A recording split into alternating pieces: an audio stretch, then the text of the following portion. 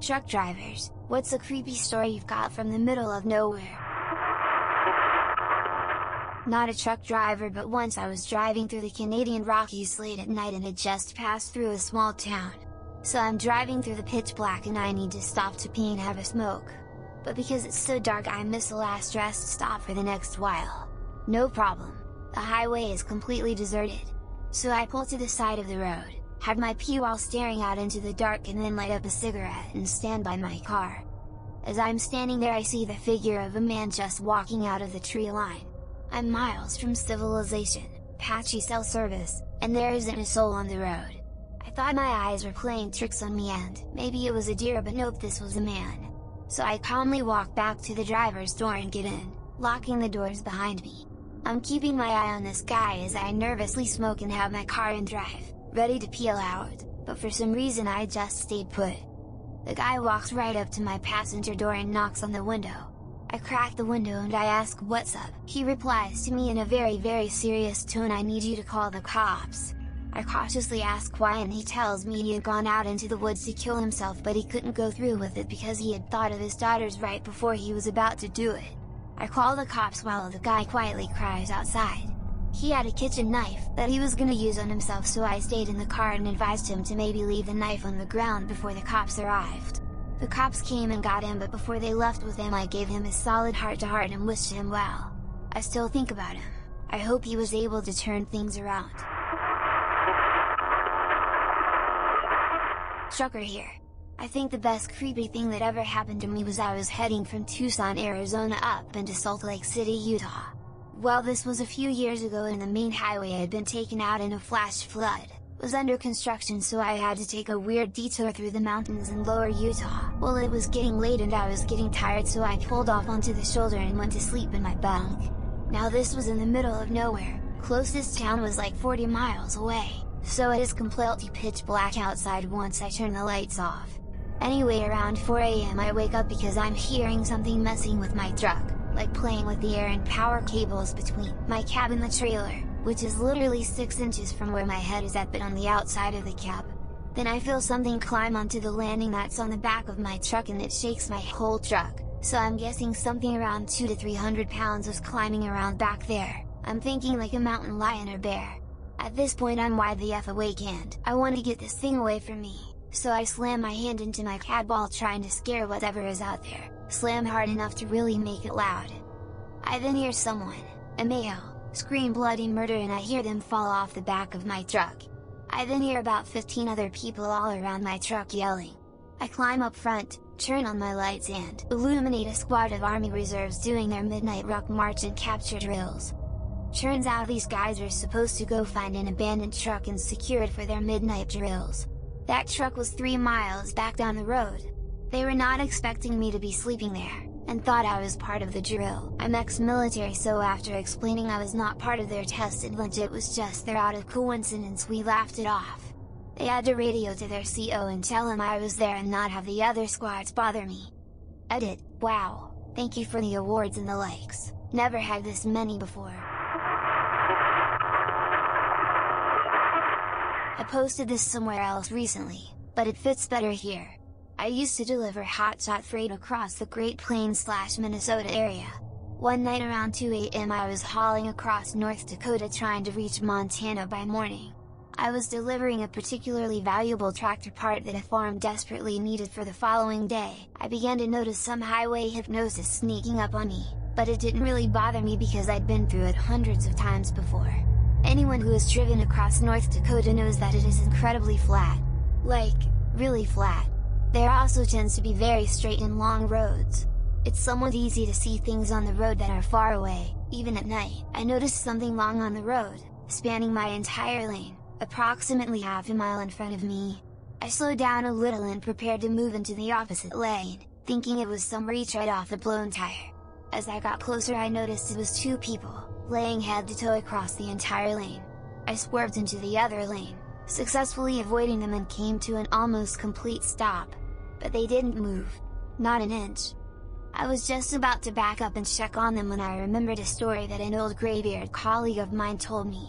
He told me that in certain remote areas, people will lie down in the middle of the road and wait for a car or truck to stop and see what's going on. At that point, the road layers along with whoever else is hiding in the nearby bushes will beat the shit out of the driver and steal his vehicle, leaving him in the middle of nowhere.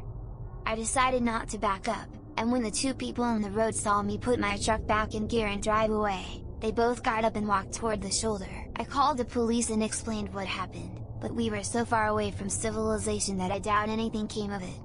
Thanks to that old graybeard, I got to keep my truck, my job, and my teeth.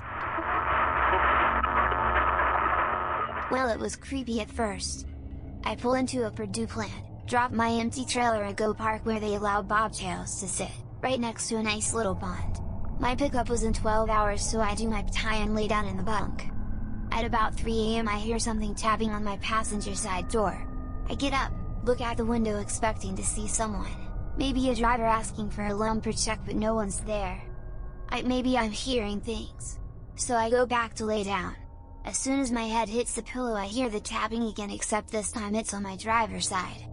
Same thing as before, I jump up and look out my window but nothing's there. Double lock my doors just in case and open my side hatches so I can hear what's going on outside. After about 15 minutes, I hear a very light splat splat splat going along the driver's side of the truck.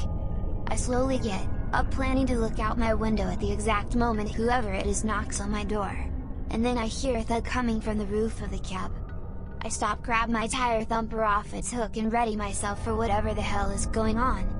Then a motherfucking goose falls off the top of the truck and lands on my hood. It stands up, waddles back and forth and looks at me. As we make eye contact, the tapping at my door starts again. I say fuck it and throw open the driver's side door, and there's another damn goose waddling away with all the speed it can manage, honking like a 5-year-old who just found the horn on his new bike. The pond I parked next to had a ton of them just sticking around. Needless to say, it was hard to sleep that night because every couple minutes the damn geese would peck at my door or land on the cab and waddle around. Parked off an exit ramp at about 3 AM for my 10-hour. The moon was full and high, and I spotted an unmistakably human figure in the nearby cut cornfield. A little spooky, but I just wrote it off as an old-timer putting up a scarecrow for the grandkids. Started watching a few YouTube videos before turning in and out the corner of my vision eye, though I saw movement. I shut my lights off to get a good look, saw the figure but nothing else. I couldn't be sure, but it looked like maybe it was in a different spot. Maybe a little closer even. I was definitely feeling a bit spooked. Highway was devoid of anyone besides a car passing every 10 minutes or so. I didn't want to, but I had to jump out to pee. I considered a bottle, but I told myself I was being childish. I took a look at the figure and it was right where I figured it should be. I hop out, walk between my truck and trailer and start leaking. Every fiber of my being wanted to look. I told myself again I was being foolish, but I couldn't help it. I looked out, the field was empty, the figure wasn't there. My stomach dropped, I pinched off and jumped back in. I took off down the highway, didn't give one shit about a violation. Stopped 40 minutes up the road at a well-lit and very full ups.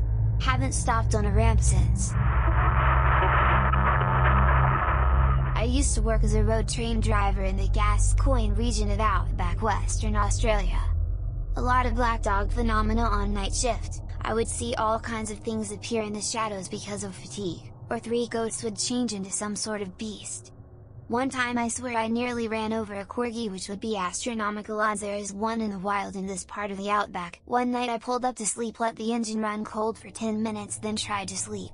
I woke up to noises, not voices but some sort of order to the noises, and the whole cab of the truck was shaking. I looked in the mirror and saw shadows around the vehicle. I turned the truck on and every single light attached to the thing and hastily continued my run to the port. This is a big cab, would have taken a lot to move it.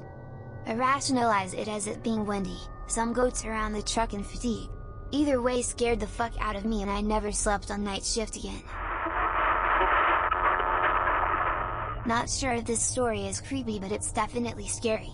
My father was a truck driver in East Africa in the 80s and early 90s.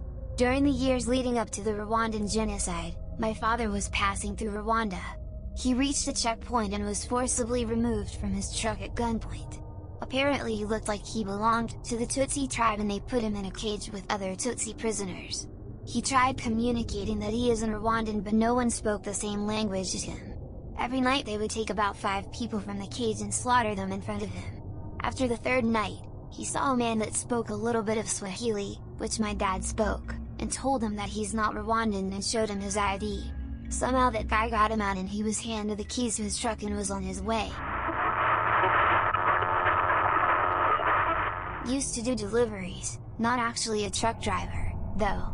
I used to have this regular that was out in the boondocks, 25 meters plus out of the way of civilization and smack dab in the middle of 2 large towns.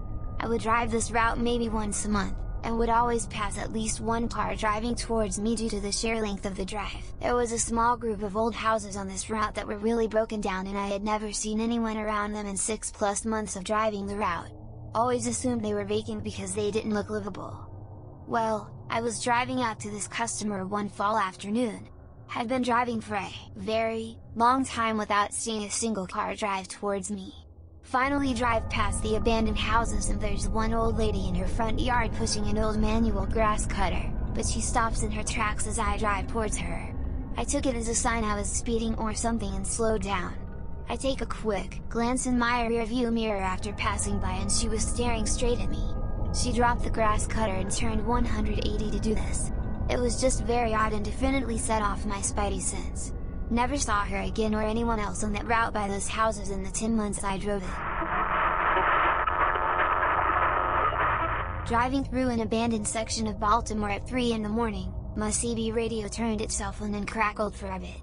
Out of nowhere some voice over the radio said in a deep southern drawl, "I ain't got no panties on." I could see up and down the interstate for miles and saw not one set of headlights.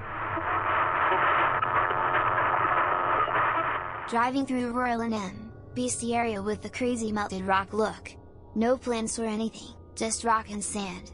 Monsoon time, raining cats and dogs just pouring so hard you could barely see going 20 miles per hour. Thunder and lightning just rocking the car, sometimes turning into hail and pounding you. Just a nasty storm. Came around a corner, and the whole countryside legit on fire. Like 20 tall flames, hundreds of yards in all directions while pouring rain at dusk. Just rocks and dirt wildly on fire in the pouring rain. Just slowly drove on, was totally freaky and surreal. Honestly thought I may have hallucinated it. Checked the news, a propane truck slid off the road going way too fast and apparently busted open pretty violently and lit on fire. Never saw the truck, must have been behind something. Felt a bit bad after about not stopping. A good buddy of mine is a long-haul trucker for my company. A few months ago, he woke up in a parking lot surrounded by police. Some dude had gotten shot and dumped 15 feet from his truck.